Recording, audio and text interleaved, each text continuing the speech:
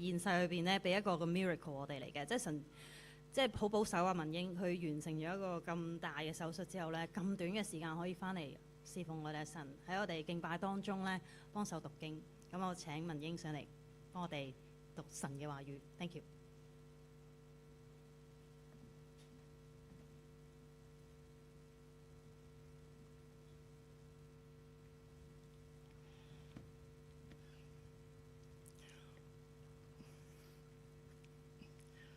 唔好意思啊，唔該 Kevin， 感謝主，將榮耀歸俾神。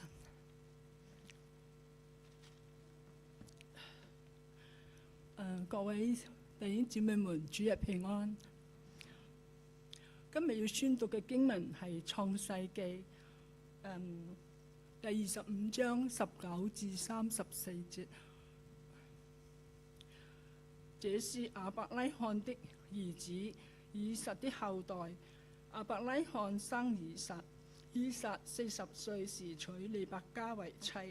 利百加是巴旦亞蘭地的亞蘭人比土利的女兒，是亞蘭人拉班的妹妹。以撒因他妻子不生育，就為他祈求耶和華，耶和華應允他的祈求。他的妻子利百加就懷了孕，胎兒們在他腹中彼此相爭。他就說：若是如此，我為什麼會這樣呢？他就去求問耶和華，耶和華對他說：兩國在你腹中，兩族要從你身上分立，這族必強於那族，將來大的要服侍小的。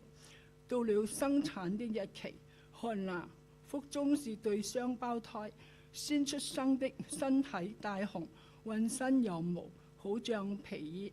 他們就給他起名叫以掃。隨後以掃的弟弟也出生，他的手抓住以掃的腳跟，因此給他起名叫雅各。兩個兒子出生時，以撒60歲。兩個孩子漸漸長大，以掃善於打獵，常在田野；雅各為人安靜，常住在帳棚裏。以撒愛以掃，因為常吃他的野味；利百加卻愛雅各。有一天，雅各熬了湯，以掃從田野回來，疲憊不堪。以掃對雅各說：我累死了，請你讓我吃這紅的湯吧。因此以掃又叫以東。雅各說：你今日把長子的名分賣給我吧。以掃說：看哪，我快要死了，這長子的名分對我有什麼用呢？雅各說：你今日對我起誓吧。以掃就向他起誓，把長子的名分賣給了雅各。於是雅各把餅和豆湯給了以掃。以掃吃喝以後，起來走了。這樣以掃輕看他長子的名分。聖經讀畢，獻神祝福大家，感謝主。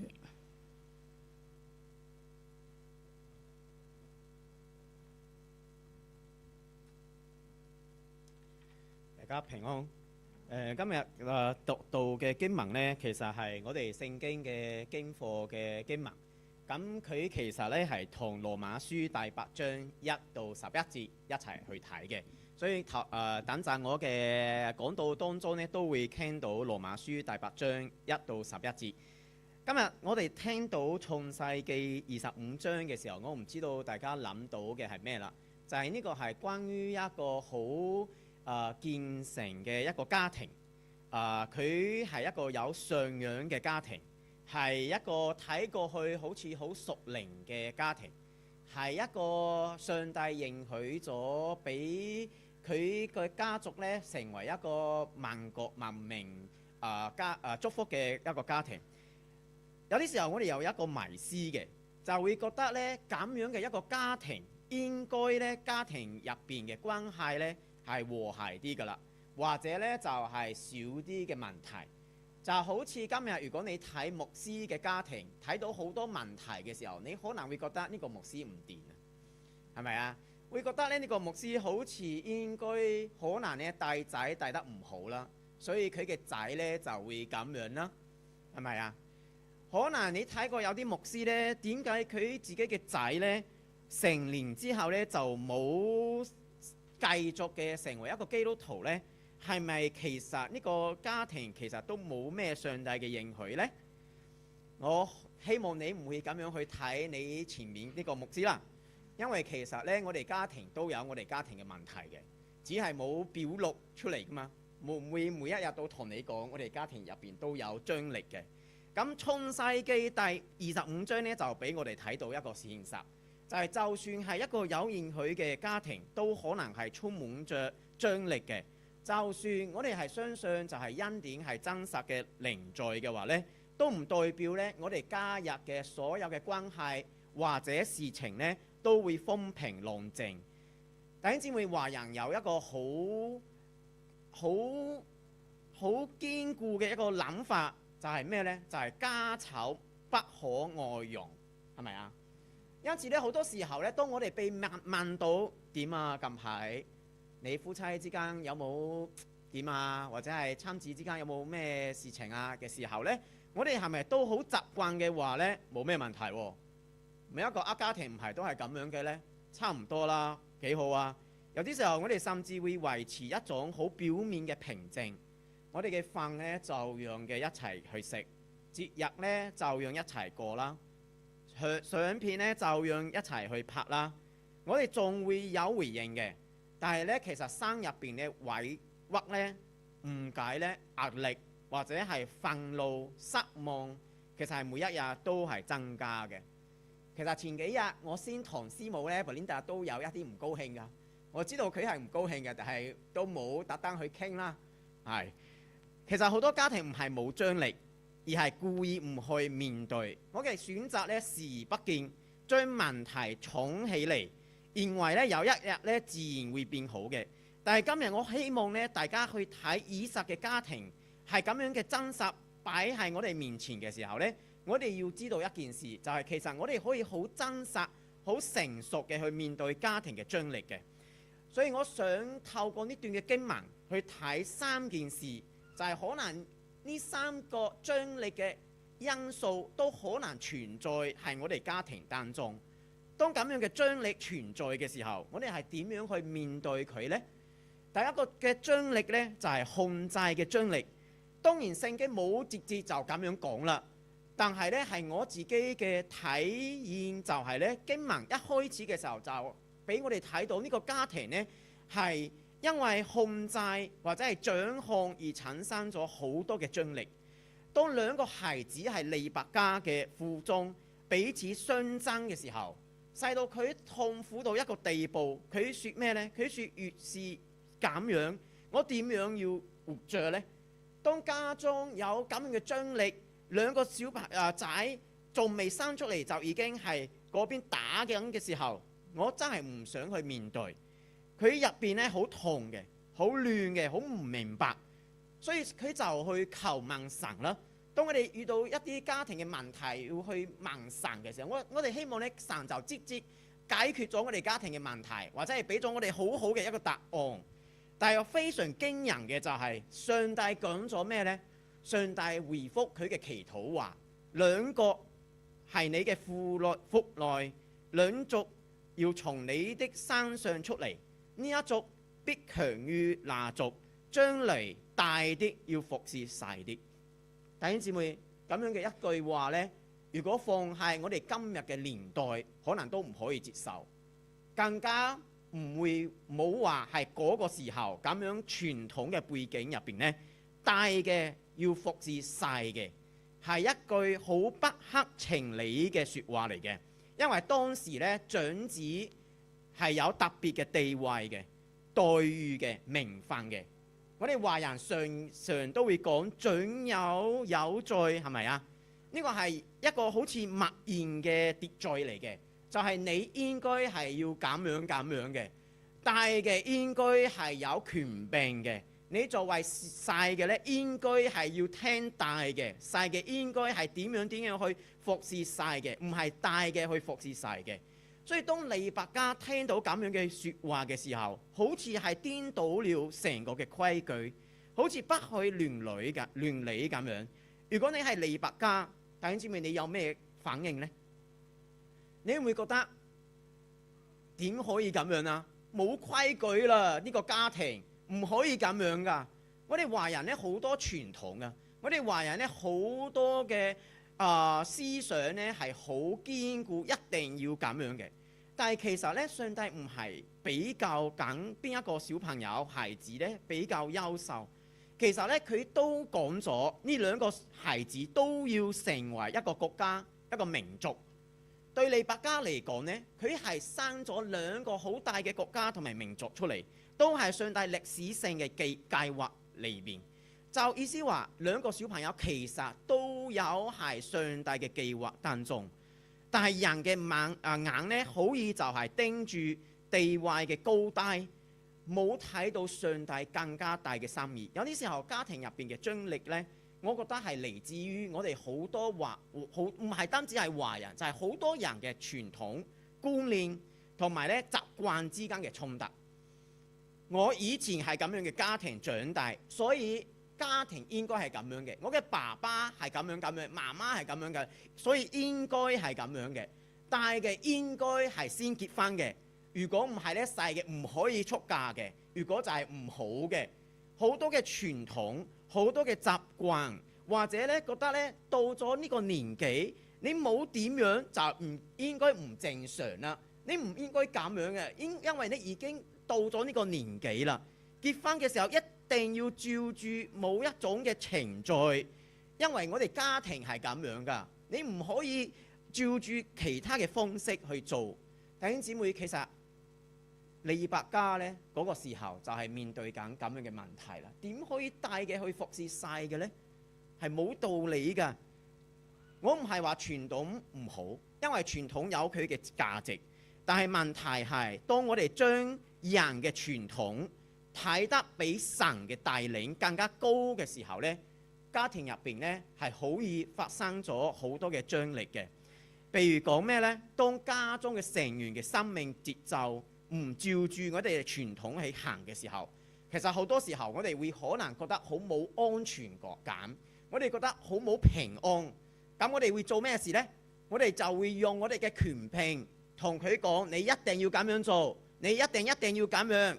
好強勢嘅去壓住佢哋，為咗咩呢？為咗維持我哋以為係對嘅秩序。呢個係真實發生緊現實嘅家庭嘅情況。上帝係23節已經講得好清楚啦，大嘅要服侍細嘅，嗰個係上帝嘅旨意嚟嘅，上帝嘅心意嚟嘅。但係你睇成個家有冇人其實係真正去信靠上帝嘅呢？每一個人其實故事嘅發展落去呢，都係照住自己嘅傾向去行嘅喎。父親呢就偏愛大嘅啦，母親呢就偏愛細嘅啦，哥哥呢就輕看了屬靈嘅福分啦，大大呢就好努力嘅去謀取自己嘅利益。弟兄姊妹，當我哋講緊我哋嘅家庭俾上帝去帶領啦。其實有啲時候係好屬靈嘅説法，我哋會講啲好屬靈嘅話，好似俾上帝去做，但係其實我哋冇順服喺上帝嘅帶領之中。我哋諗辦法幫助上帝去操控啲結果，諗辦法點樣按住自己嘅嗰個腳步去行。但係其實咧最重要嘅，其實我哋有冇問過自己一個問題呢？我哋有冇幫助家人去尋求神嘅心意呢？其實我哋有冇幫助家中嘅每一個成員一齊去揾上帝嘅心意係咩呢？當有人提出一啲嘅唔同嘅思想嘅時候，我哋有冇諗過上帝點樣去睇呢件事呢？或者係我哋太想去掌控嘅時候呢，將所有人係呃到喘不過氣嚟嘅。其實係家庭入邊最難去學習嘅一個功課係咩呢？就係承認我唔係上帝，我唔可以決定每一個人嘅生命嘅走向。真正嘅平安唔係大家都係聽我嘅，而係大家一齊去降服係上帝嘅入邊。第二個嘅問題呢，就係比較嘅時候呢，我哋係會有好多嘅張力㗎。因為呢度呢，聖經就好快俾我哋睇到兩個孩子長大之後嘅唔同。經文講咩呢？經文就講以掃就善於打獵，常在田野；雅各就為人安靜，常住在帳篷入邊。當你哋聽到呢一句話嘅時候，你諗到咩啊？你諗到一個係凍㗎啦，一個係靜㗎啦，一個係內向，一個係外向，一個係盲嘅，一個係誤嘅，一個係好嘅，一個係唔好嘅。有冇人諗住最後一點嘅一個係好，一個唔好啊？冇啊！可能有啲人會覺得兩個孩子喺我嘅面前，你會更加中意邊一個呢？如果係你嘅話，你會中意雅各多啲啊，或者係以掃多啲呢？有啲時候我哋好似會講冇啊，其實我哋都唔會去比較嘅。但係你心中其實已經自己有一個答案㗎啦。當有兩個或者係三個唔同嘅小朋友嘅時候呢，其實我哋都會難免有一啲啲嘅去比較嘅。其實呢度聖經呢，唔係話邊個比較屬靈，都冇話咗邊個嘅性格係比較好嘅。經文只係好清楚嘅同我哋講咗一件好真實嘅事，就係咩呢？兩個孩子係好不一樣嘅。其實我哋家庭中每一個小朋友都係不一樣嘅。但係好快嘅呢個家庭就面對咗一個好真實嘅挑戰啦，係咩呢？就係按住自己嘅喜好去偏愛一個小朋友。我哋可能係中意快嘅，但係對方呢係慢嘅。我哋係好中意有秩序嘅，但係對方呢係隨性嘅。我哋係好中意點樣去表達嘅，但係對方呢偏偏呢係好似跟口不開嘅。我哋好中意咩都要 plan 晒嘅，但係咧另外一方咧係好隨其自然嘅，唔係父母同埋子女之間係咁樣啦，夫妻之間都係咁樣，係一個家庭入邊。經文其實好直接就講咗一句話：以撒愛以掃係因為咩呢？係常常食咗佢嘅野味。嗰一句話同我哋講咗咩呢？其實係講咗。就係咧，以掃所做嘅嘢係 fulfill 咗，係 meet 咗佢嘅 requirement。佢心中已經有一個底啦。咩係好嘅孩子呢？當以掃可以去打獵，俾佢食野味嘅時候呢，佢自然就愛以撒多啲。呢個係聖經講咗㗎。弟兄姊妹，其實我哋心中有冇一個底？點樣嘅夫妻，點樣嘅妻子，點樣嘅丈夫，先我可以愛佢。當佢冇達到咁樣嘅 criteria 嘅時候呢，我嘅愛就少一啲呢。我哋心中有冇一個底，就覺得呢，如果我嘅仔可以考到 11+，入到好嘅 grammar school，我愛佢多一啲。或者佢如果可以好似隔離家嗰個小朋友咁樣，嚟到教會嘅時候係聽話嘅，唔需要我去鬧氣嘅，我可以愛佢多一啲呢。其實我自己家中兩個小朋友係好唔同，我可能可以講兩個我都愛，但係有啲時候你都會難免會覺得唔同嘅。呢個係好真實嘅一件事，因為呢個就係人嘅本性。其實呢個經文就將人性描述得好真實。以掃係已經滿足了父親嘅喜好，所以父母其實有啲時候對孩子嘅偏愛其實冇咩大嘅道理嘅，唔係因為佢點啊，只係因為佢有冇 fulfill 咗你嘅睇法諗法。邊個更加似我一啲呢？邊個更加俾我有啲面子呢？或者係更加回應我呢？或者睇過去更加有出息呢？我就更加易啲去接受佢啦。咁其實聖經冇話到利百加點樣去愛雅各嘅，經文冇講嘅。但係我覺得呢，理由可能好簡單嘅，就係佢中意雅各呢一種嘅小朋友咯，安靜啲咯，可以靜靜地嘅聽佢講咯。出街嘅時候呢，唔需要周圍去追住佢、打佢、鬧佢咯。講過咗一句話就即刻聽咯，係咪啊？我哋都中意咁樣嘅小朋友啦。但係弟兄姊妹，有啲時候我哋覺得呢，咁樣就好易帶啲。但係聖經其實同我哋講咗好清楚啦。父母就係呢，每一個小朋友係唔同嘅。當我今日講到呢點嘅時候，我都希望教會可以有咁樣嘅意識，就係當我哋教會咁多嘅小朋友嚟到教會嘅時候，我哋都要明白，其實呢個小朋友唔係佢唔乖，或者係唔懂事，或者係佢嘅爸爸媽媽冇教佢，但係可能佢真係好唔一樣，好唔同，就係可能佢係 neurodivergent， 就係唔同。咁我哋可以點樣去幫佢呢？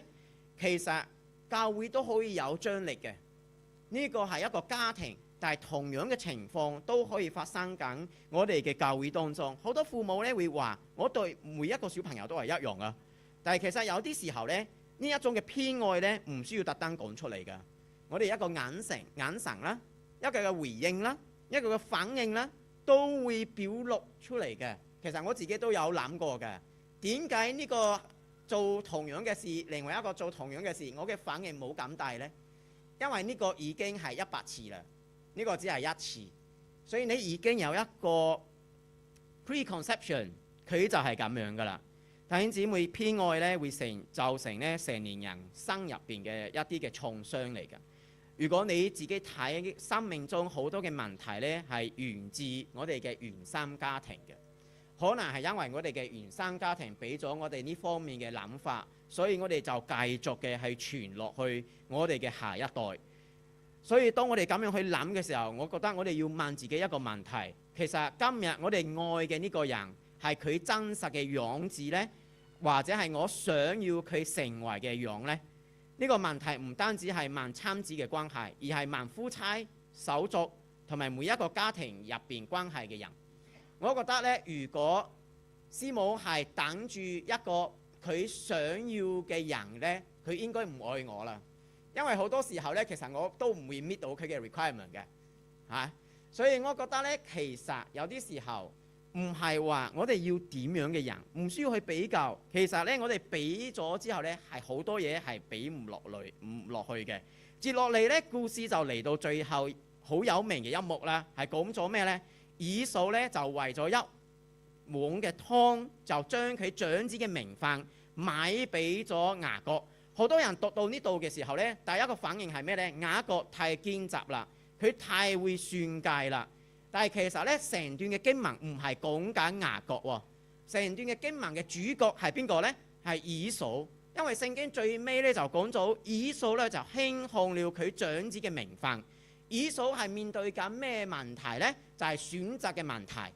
當佢面對住身體上嘅需要，就係肉體上嘅軟弱嘅時候，佢擺喺佢面前嘅係兩個選擇，一個係體貼佢嘅肉體呢，或者係體貼屬靈嘅角度去決定呢。一個係肉體上嘅需要，一個係屬靈嘅福分。其實呢一種嘅諗法對我哋而言呢，一啲都唔陌生嘅。我哋好多時候都係處在咁樣嘅決定中嘅。有多時候呢，我哋係經歷緊身體上嘅需要嘅，我哋係好攰嘅，知唔知啊？我哋做咗一日嘅工呢，返到屋企呢係好攰嘅。咁過一個時候呢，我哋係可以順服我哋身體嘅需要，嬲咯，唔算氣咯。我哋返到屋企脾氣俾家人咯。但係咧，屬靈嘅福分係咩呢？上帝俾咗我哋知道，屬靈嘅家庭就係一個屬靈去建立嘅一個地方。其實有啲人講過一句話嘅，就係我哋每一個人返到屋企，就係做完工返到屋企嘅時候，嚟到屋企嘅門前，我哋有一個選擇嘅，就係選擇將我哋工作上嘅煩惱呢帶返屋企呢，或者係將工作嘅煩惱呢放喺家嘅外邊，但係好多人係選擇帶返屋企嘅。今日工作唔順利啦，所以就揾一個人嚟出氣啦。有啲時候肉體上嘅需要係可以選擇嘅。有啲人講咩呢？我好嬲啦，所以呢，我脾氣嚟嘅時候呢，控制唔到嘅。其實嗰個係一個選擇嚟㗎。你點知道你嘅脾氣嚟嘅時候冇得選擇啊？我俾你一個情況啦。今日你好嬲啊，鬧緊你嘅太太，鬧緊你嘅先生，或者係鬧緊你嘅仔，有冇嗰個 picture 啊？而家嗰一刻呢，黃牧師打電話嚟啦，你用咩語氣同佢講説話？哦，你好啊，牧師，做咩啊？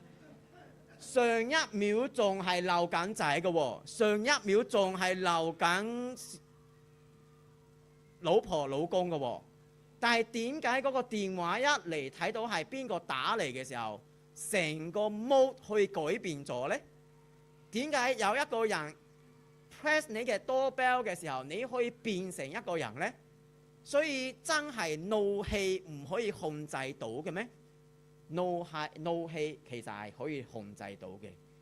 怒氣係我哋肉體上嘅需要軟弱，但係呢，以掃就提醒咗我哋，嗰一刻我哋其實係可以有選擇嘅。家庭入邊嘅張力，其實好多時候呢係因為好少嘅決定係累積起嚟嘅，唔係每一次都發生大事，而係一次又一次我哋選擇了眼前，而唔係長遠嘅一個嘅福分。我哋選擇了我哋而家嘅感受，而唔係上帝所看重嘅關係。久而久之呢，我哋家庭呢，其實就失去咗屬靈嘅福分重量啦。但係好似咁樣去睇嘅時候，我哋好似好絕望咁樣啦，咁咪冇希望咯？仲係有希望嘅。當我哋家庭面對緊咁樣嘅因為控制、比較同埋選擇帶嚟嘅張力嘅時候，其實我哋可以點樣做呢？靠住我哋自己呢，其實我哋真係冇希望噶啦。但係呢，今日嘅經文平衡嘅經課，羅馬書8章1到11節，其實係俾咗我哋一條出路嘅。保羅係講咗咩呢？保羅話我哋係基督耶穌入邊嘅人，係從聖靈得生命嘅。我哋係從聖靈得生命嘅。第一點佢講咩呢？8章頭一節佢就話：如今嗰啲係基督耶穌入面嘅，就不被定罪了。弟兄姊妹，可能過去你而家睇翻你嘅家庭，你覺得你真係有做錯啲事，但係有啲時候因為自己嘅驕傲啦，因為自己嘅面子啦，你唔想去承認嘅。你可能做過一啲想掌控孩子夫妻關係嘅事情，你可能做過一啲掌控或者比較同其他人比較，或者係同家庭入邊嘅人比較，或者呢，你係選擇上呢，其實你自己知道你做錯咗一啲嘅選擇，但係你唔想去面對。今日嘅經文唔係將你放喺內疚或者係自責之中，係想幫你睇到其實耶穌已經付咗嗰個代價。我哋可以嚟到神嘅面前，甚至係嚟到家人嘅面前承認我有我自己嘅軟弱，我好多時候係用血氣傷害了其他人。當我咁樣講嘅時候，其實唔係我自己家庭係幾好冇問題，其實有啲時候都有嘅。就我頭先講咗，其實幾日之前呢，因為我考過了我嘅 driving test license 㗎嘛，係咪？